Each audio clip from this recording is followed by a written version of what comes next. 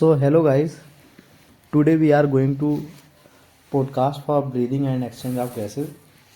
जैसा कि हमें पता है कि ऑक्सीजन जो होता है वो सभी ऑर्गेनिज्म यूज़ करते हैं इनडायरेक्टली और ब्रेक डाउन करते हैं सिंपल मॉलिक्यूल जैसे ग्लूकोज, अमीनो एसिड और फैटी एसिड को, ताकि एनर्जी मिल सके और वो अपना एक्टिविटी परफॉर्म कर सकें।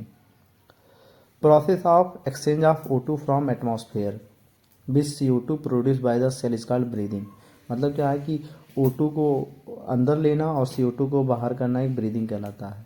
इसको कॉमनली हम रिस्पायरेशन कह देते हैं, but respiration and breathing both are different phenomena. Respiratory organ की अगर हम बात करें तो जो मैकेनिज्म है ब्रीदिंग का वो अलग अलग ग्रुप के एनिमल में अलग अलग है और ये डिपेंड करता है उनके हैबिटाट पर और उनकी बॉडी के ऑर्गेनाइजेशन पर। जो लोअर इनवर्टिब्रेट हैं जैसे स्पंज, सीलेंट्रेट, फ्लैटवर्म, ये एक्सचेंज करते हैं O2 और CO2 का simple diffusion with body surface, जबकि जो अर्थवॉर्म है ये मॉइस्ट क्यूटिकल का यूज़ करता है। इंसेक्ट जो होता है वो नेटवर्क ऑफ ट्यूब, जिसको ट्रैकियल ट्यूब कहते हैं, उनका यूज़ करता है। और जो ब्रैंकियल रिस्पायरेशन मीन्स गिल्स से जो रिस्पायरेशन होता है ये ज़्यादातर एक्वाटिक आर्थ्रोपोड और मोलस्क, जो एक्वाटिक आर्थ्रोपोड और मोलस्क हैं वो गिल्स का यूज़ करते हैं और गिल्स से अगर रिस्पायरेशन होता है तो उसको ब्रैंकियल रिस्पायरेशन करते हैं। जो ज़मीन पर रहने वाले हैं उनको पल्मोनरी रिस्पायरेशन होता है, लंग्स से रिस्पायरेशन होता है। अगर वर्टिब्रेट की बात करें तो जो मछली है वो भी गिल्स का यूज़ करती है। एम्फीबियन, रेप्टाइल, बर्ड और मैमल ये लंग्स का यूज़ करते हैं। वहीं फ्रॉग की अगर बात करें तो फ्रॉग जो होता है वो अपने मॉइस्ट स्किन से भी रिस्पायरेशन कर सकता है, और अगर स्किन से रिस्पायरेशन होता है तो उसको हम क्यूटेनियस रिस्पायरेशन कहते हैं। ह्यूमन रिस्पायरेटरी सिस्टम की अगर बात करें तो एक पेयर नॉस्ट्रिल होता है जो नाजल पैसेज के मदद से नाजल चैम्बर में खुलता है, और ये नाजल चैम्बर जो होता है फेरिंग्स में ओपन होता है, फेरिंग्स ओपन होता है लैरिंग्स में, लैरिंग्स ओपन होता है ट्रेकिया में, और लैरिंग्स जो है साउंड बॉक्स है जो कार्टिलेज का बना है। जो ग्लॉटिस है, ग्लॉटिस एक कार्टिलेज की बनी थिन इलास्टिक कार्टिलेज की बनी फ्लैप से ढकी होती है, इसको एपिग्लॉटिस कहते हैं, जो प्रिवेंट करता है कि लैरिंग्स में भोजन ना जाए। ट्रेकिया स्ट्रेट ट्यूब होती है, मिड थोरेसिक कैविटी में होती है, जो फिफ्थ थोरेसिक वर्टिब्रा पर डिवाइड होती है ना, जिसको बोलते हैं लेफ्ट एंड राइट ब्रोंकियाई। जो लेफ्ट एंड राइट ब्रोंकियाई, इसके बाद ये सेकेंडरी और टर्सरी ब्रोंकियाई और ब्रोंक्यूल्स में डिवाइड होती है। इसके बाद लास्ट में आता है thin terminal bronchiole. Trachea, primary, secondary और टर्सरी ब्रोंकियाई और इनिशियल ब्रोंकियाई, इन पे होता है इनकम्प्लीट कार्टिलेजिनस रिंग, जबकि जो टर्मिनल ब्रोंक्यूल है उसमें thin irregular wall vascular bag जैसी स्ट्रक्चर एल्वियोलाई जुड़ी होती है। The branching network of bronchi and bronchiole and alveoli, ये मिल करके बनाते हैं लंग। लंग के पास दो सरफेस होता है, डबल लेयर प्लूरा, और उसके बीच में होता है प्लूरल फ्लूइड, और ये प्लूरल फ्लूइड क्या करता है, फ्रिक्शन को घटा देता है। फ्रिक्शन को क्या कर देता है, घटा देता है। ठीक है। जो आउटर प्लूरल मेम्ब्रेन है वो थोरेसिक दीवार से जुड़ी होती है, थोरेसिक वॉल से जुड़ी होती है, जबकि जो इनर प्लूरल मेम्ब्रेन होती है वो जो लंग्स के डायरेक्ट कांटेक्ट में होती है। एक्सटर्नल नॉस्ट्रिल से लेकर के टर्मिनल ब्रोंक्यूल तक का पार्ट कंडक्टिंग पार्ट कहलाता है, जबकि जो एल्वियोलाई है और उनकी जो डक्ट है वो रिस्पायरेटरी या एक्सचेंज पार्ट कहलाते हैं, रिस्पायरेटरी या एक्सचेंज पार्ट कहलाते हैं। Transport the atmospheric air to the alveoli, ध्यान सुनना, कंडक्टिंग पार्ट जो होता है उनका काम होता है एयर को एल्वियोलाई तक लाना, उसको क्लियर करना ताकि उसमें कोई पार्टिकल ना रहे, उसको ह्यूमिडिफाई करना, है ना, और हवा को बॉडी के टेम्परेचर तक लेके आना। Exchange part is the site of actual diffusion of O2, जबकि जो एक्सचेंज पार्ट वो O2 और CO2 का एक्चुअल डिफ्यूजन जगह है ना। द लंग्स जो होता है वो सिचुएटेड होता है थोरेसिक चैम्बर में, जो कि एक एनाटॉमिकली एयर टाइट चैम्बर है। अगर हम थोरेसिक चैम्बर की बात करें तो ये डार्सली जो होता है मतलब पीछे से वर्टिबल कॉलम, और वेंट्रली स्टर्नम, लेटरली रिब्स, और लोअर साइड में एब्डोमेन, जो लोअर साइड जो होता है डोम शेप का डायफ्राम होता है। इसका सेटअप कुछ इस तरह होता है कि अगर कोई भी चेंजिंग होती है थोरेसिक कैविटी में तो पल्मोनरी वॉल्यूम भी बदल जाता है। सच एन अरेंजमेंट, ऐसा अरेंजमेंट मतलब कि ज़रूरी भी है हम लोगों के लिए, क्योंकि हम अपने पल्मोनरी वॉल्यूम को डायरेक्ट कम या ज़्यादा नहीं कर सकते हैं। अगर हम रिस्पायरेशन की बात करें तो रिस्पायरेशन में कुछ स्टेप हैं, जैसे ब्रीदिंग और पल्मोनरी वेंटिलेशन, जिससे हम हवा को क्या करते हैं अंदर लेके आते हैं और CO2 को क्या करते हैं बाहर कर देते हैं। ये पहला स्टेप है। उसके बाद दूसरे स्टेप में आता है diffusion of gases. Gas diffuse होती है एल्वियोलाई की मेम्ब्रेन से, फिर उसके बाद गैस को ट्रांसपोर्ट किया जाता है, और उसके बाद O2 और CO2 का डिफ्यूजन होता है ब्लड और टिश्यू के बीच में। यहाँ O2 को यूज कर लेती है सेल और CO2 बाहर निकाल देती है। ठीक। मैकेनिज्म ऑफ ब्रीदिंग की बात करें तो इसमें इंस्पिरेशन और एक्सपिरेशन आता है, जो कि प्रेशर ग्रेडियंट पे डिपेंड करता है। प्रेशर ग्रेडियंट लंग्स और एटमॉस्फेयर के बीच में बनता है। जब इंट्रा पल्मोनरी प्रेशर मतलब लंग्स के अंदर का प्रेशर ज़्यादा कम हो जाता है बाहर के प्रेशर से, तो बाहर की हवा अपने आप कहाँ चली जाती है अंदर चली जाती है, यानी कि लंग्स में निगेटिव प्रेशर होता है। ठीक है, एटमॉस्फेयर के कंपेयर में। उसी तरह एक्सपीरेशन जो होता है उसमें क्या होता है कि अंदर का प्रेशर ज़्यादा हो जाता है एटमॉस्फेरिक प्रेशर से।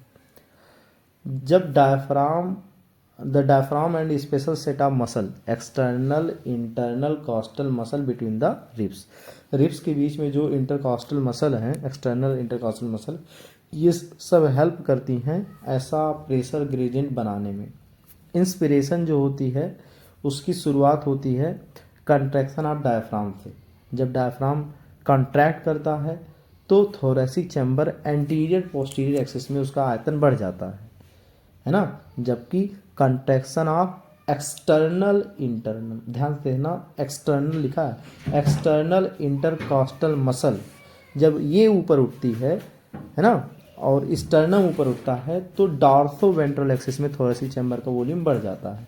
अब जब वॉल्यूम बढ़ेगा तो प्रेशर घट जाएगा, और बाहर का प्रेशर ज़्यादा तो हवा अपने आप अंदर आ जाती है। इस प्रोसेस को हम क्या कहते हैं इंस्पिरेशन।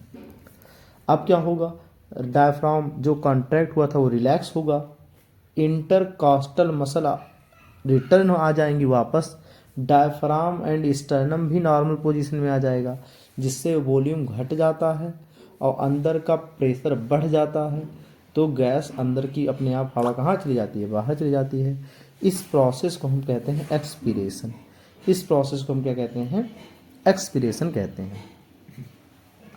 अच्छा, हम लोग के पास एबिलिटी होती है इंस्पिरेशन और एक्सपीरेशन को बढ़ाने की, ताकि, और यहाँ यूज होता है additional muscle in the abdomen, abdomen की कुछ एडिशनल मसल। कह रहा है कि अगर एवरेज के तौर पे देखें तो एक हेल्दी मैन जो है 12 से 16 बार पर मिनट में सांस लेता है।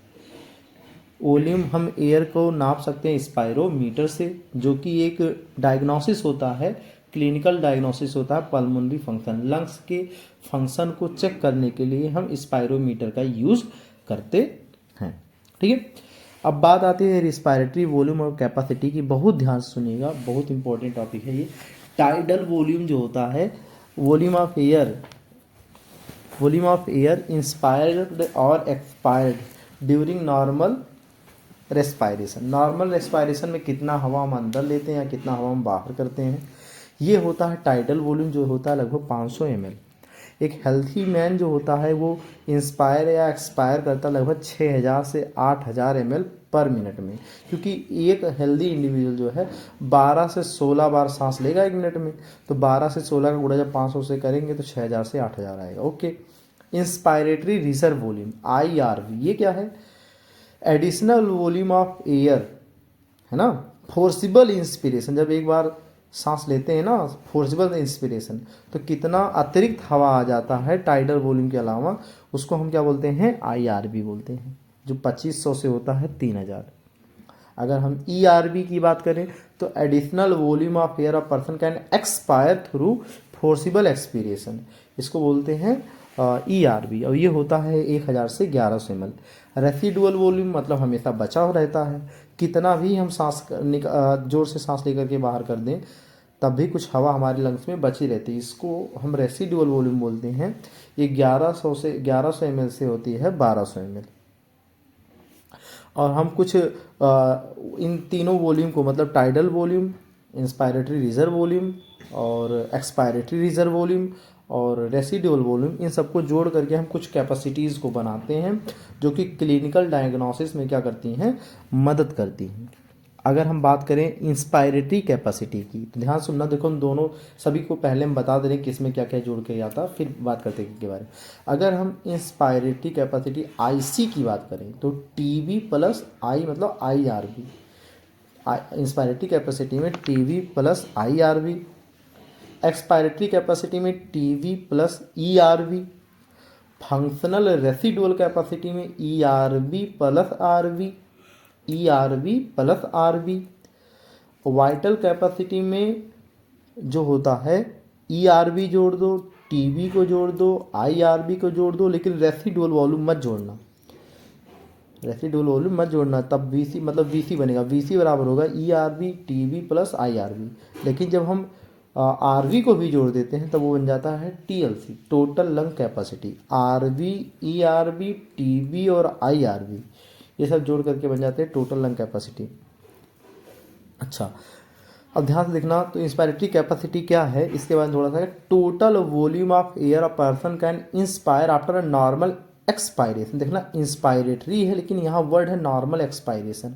नॉर्मल एक्सपायरेशन के बाद टोटल एयर कितना आ सकता है, तो टाइडल तो लेगा ही और IR भी ले लेगा, ठीक है। तो ये हो जाएगा उसका इंस्पायरेटरी कैपेसिटी। ऐसे ही टोटल वॉल्यूम कितना वो बाहर कर सकता है एक नॉर्मल इंस्पिरेशन के बाद, तो नॉर्मल इंस्पिरेशन में TB तो रहेगा ही और ERV आ जाएगा।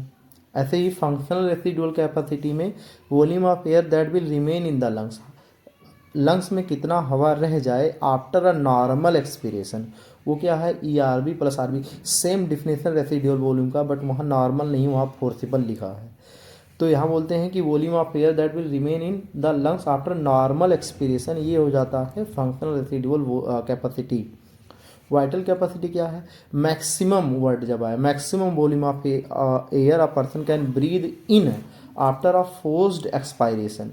फोर्स एक्सपायरेशन के बाद कितनी हवा वो ले लेगा, ये उसका होता है VC, ठीक है।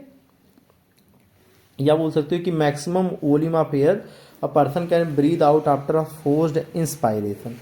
टोटल लंग कैपेसिटी क्या होती है, total volume of air accommodate in the lungs in the forced inspiration. Forced inspiration के बाद जितना भी हवा लंग्स में आता है वो पूरा क्या होता है, टोटल लंग कैपेसिटी होती है। बात आती है एक्सचेंज ऑफ गैसेस की, तो अगर हम एक्सचेंज ऑफ गैसेस की बात करें तो एल्वियोलाई जो है वो प्राइमरी साइट है गैसों के एक्सचेंज का, है ना। और गैसों का एक्सचेंज ब्लड और टिश्यू के पास भी होता है, बट जो प्राइमरी साइट है वो एल्वियोलाई है। O2 और CO2 जो होते हैं वो एक्सचेंज होते हैं सिंपल डिफ्यूजन की मदद से। और जो ये डिफ्यूजन है, ये डिफ्यूजन डिपेंड करता है ना, सॉल्युबिलिटी ऑफ गैसेस पे और जो डिफ्यूजन मेम्ब्रेन है उसकी थिकनेस पे, ठीक है। प्रेशर जो होता है यहाँ, पार्शियल प्रेशर ऑफ ऑक्सीजन का रोल होता है, partial pressure of carbon dioxide का रोल होता है। अगर हम बात करें तो एटमॉस्फेयर में जो ऑक्सीजन होता है वो 159 होता है उसका volume, sorry partial pressure 159, alveoli में 104 हो जाता है। ऑक्सीजनेटेड ब्लड में 95 होता है और टिश्यू या डीऑक्सीजनेटेड ब्लड में 40 हो जाता है ना। ऑक्सीजन का कहीं 45 नहीं है, ध्यान रखना। 159 एटमॉस्फेयर में, 104 एल्वियोलाई में, 95 ऑक्सीजनेटेड में और डीऑक्सीजनेटेड में और टिश्यू में 40-40, ठीक। और अगर हम बात करें कार्बन डाइऑक्साइड की तो टिश्यू में उसका राज चलता है तो 45 है, जहाँ नहीं चलेगा वहाँ 40, फिर ब्लड डीऑक्सीजनेटेड ब्लड में 45 है, फिर एल्वियोलाई में 40 और एटमॉस्फेयर में कितना आ जाएगा 0.3 हो जाएगा, ठीक है। अगर हम सॉल्युबिलिटी की बात करें तो कार्बन डाइऑक्साइड की सॉल्युबिलिटी 20 से 25 गुना ज़्यादा होती है ऑक्सीजन की तुलना में।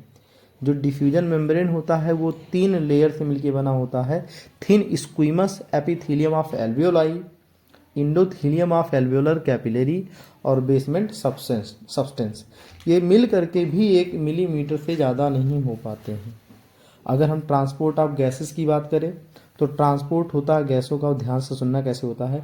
O2 का जो ट्रांसपोर्ट होता है वो 97% आरबीसी और 3% प्लाज्मा से होता है, जबकि जो CO2 का होता है, CO2 ध्यान रखना, 70% बाइकार्बोनेट, 20 से 25% आरबीसी और 7% प्लाज्मा के रूप में होता है। अगर हम ग्राफ खींचे तो ये ग्राफ पहले तो समझ लो किसके बीच में है। Partial pressure of oxygen, percentage saturation of haemoglobin with oxygen, इसके बीच में है। सिग्मॉइड कर्व मिलता है। क्या कौन सा कर्व मिलता है? सिग्मॉइड कर्व मिलता है। ठीक है। अब ट्रांसपोर्ट ऑफ ऑक्सीजन से रिलेटेड कुछ बातें हैं, ध्यान से सुनो। जब हीमोग्लोबिन ऑक्सीजन से जुड़ जाता है तो ऑक्सी हीमोग्लोबिन बनता है, जबकि ये रिवर्सिबल प्रोसेस है, मतलब जुड़ना भी सही है और ज़रूरत पड़ने पर टूटना भी सही है। ठीक है। हीमोग्लोबिन मॉलिक्यूल जो है, एक हीमोग्लोबिन मॉलिक्यूल 4 ऑक्सीजन के मॉलिक्यूल को लेके जा सकता है, यानी कि अगर परमाणु पूछे तो 8 हो जाएगा, मॉलिक्यूल 4 है। ठीक। और यहाँ अगर हम बात करें तो एल्वेओलाई के साइट पर पार्शियल प्रेशर ऑफ ऑक्सीजन ज़्यादा होता है, but partial pressure of carbon dioxide कम होता है, H+ कम होता है, टेम्परेचर कम। मतलब एल्वेओलाई में ऑक्सीजन का पार्शियल प्रेशर ज़्यादा कर दो, बाकी जितना भी पूछे कम कर दो। ठीक।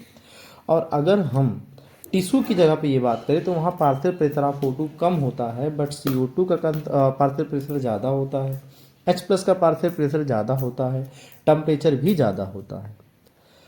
अगर ग्राफ लेफ्ट शिफ्ट की बात करता है तो जान लो O2 के लिए फेवरेबल कंडीशन है, और राइट शिफ्ट की बात करता है तो जान लो कि CO2 के लिए फेवरेबल कंडीशन है ना।